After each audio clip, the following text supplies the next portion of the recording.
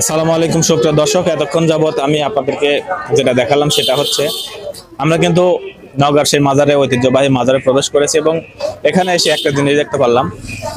এটা খুবই আশ্চর্যজনক বিষয়। সেটা হচ্ছে আপনারা দেখতে পাচ্ছেন আমার পাশে কিছু চাচারা বসে আছে। এনাদের অবস্থাটা একটু দেখুন। এখানে কিন্তু একজন বিশাল দাড়িওয়ালা, লম্বা দাড়িওয়ালা বিশিষ্ট একজন চাচা বসে আছে, দাদাও বলতে পারেন, কারণ আমাদের বয়স থেকে অনেক বেশি।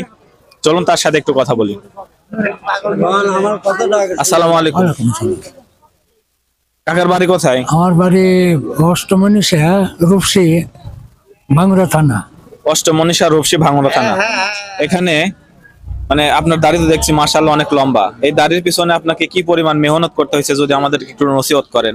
মেহনত আর কিছু করিনি। মেহনত বলতে দেন শ্যাম্পু আর নারকেলের তেল, এটি আর 10 জনের অনুরোধে রাখছি।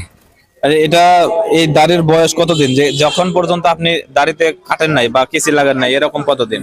7 বছর। 7 বছর যাবত আপনার দাড়ির এখন এই পর্যন্ত। আচ্ছা দর্শক, আমরা কিন্তু দেখতে পাচ্ছি তার আগে আমি খাটো করে রাখতাম।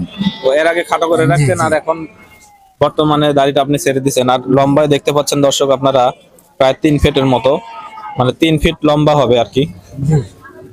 আচ্ছা, আর চাচার এখানে আসার উদ্দেশ্য কি? আসি এখন এই ওলির মাজারটা জিয়ারত করবো, জুমার নামাজ পড়বো, আল্লাহ নিলি চলে যাব। আচ্ছা, এছাড়া কি কোনো উদ্দেশ্য আছে বা মাজারে কোনো কিছু দান করবেন? আমার দান করার মতো সমর্থন নেই, আসার সমর্থন নেই, হাঁটে আসি হাঁটে যাই। আচ্ছা, আপনার উদ্দেশ্য শুধুমাত্র মানে কবর জিয়ারত করা? দোয়া কি নিজের জন্য চাইবেন না কবরওয়ালার জন্য করবেন? কবরওয়ালার জন্য। আচ্ছা, কবরওয়ালার কাছে কি দোয়া চাওয়া যাবে? না না।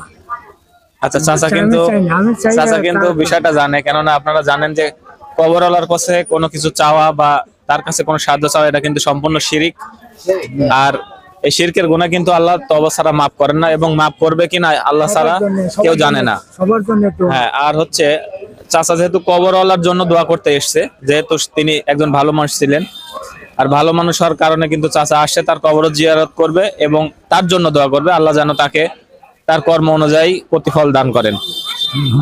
আর চাচার উদ্দেশ্য হচ্ছে নামাজ পড়বেন, জোহরের যে ফজর নামাজ, জুমার নামাজ, এটা পড়বেন, পড়ে তারপর কি বাড়ি চলে যাবেন? হ্যাঁ, আল্লাহ নিলে চলে যাব। আচ্ছা চাচা, এই যে যারা এখানে আসছে ঘুরতে, আপনার যারা গরু ছাগল নিয়ে আসে, খাসি নিয়ে আসে, খিচুড়ি রান্না করে, এদের ভিতরেও অনেকেই শিরক করে। এদের ব্যাপারে আপনি কি কিছু বলতে চান বা মানুষকে নসিহত করতে চান? না না, আমি কিছু বলতে, ওদের বিরুদ্ধে আমি কিছু বিরুদ্ধে না, যারা এগুলো করে আর কি, যারা না বুঝে করে, তাদের ব্যাপারে কিছু কি বলতে চান? না না, কিছু বলতে চাই না। আচ্ছা, চাচা কিছু বলতে চাচ্ছে না, কেননা চাচা চাচ্ছে যে যার যার মনের স্বাধীনতা অনুযায়ী কাজ করে, কিন্তু চাচা কিন্তু শিরক করে না, কেননা চাচা এখানে কিন্তু আল্লাহ তাআলার হুকুমে এখানে জুমার নামাজ পড়ার জন্য এখানে আসছে। তিনি নামাজ পড়ে এখান থেকে চলে যাবেন।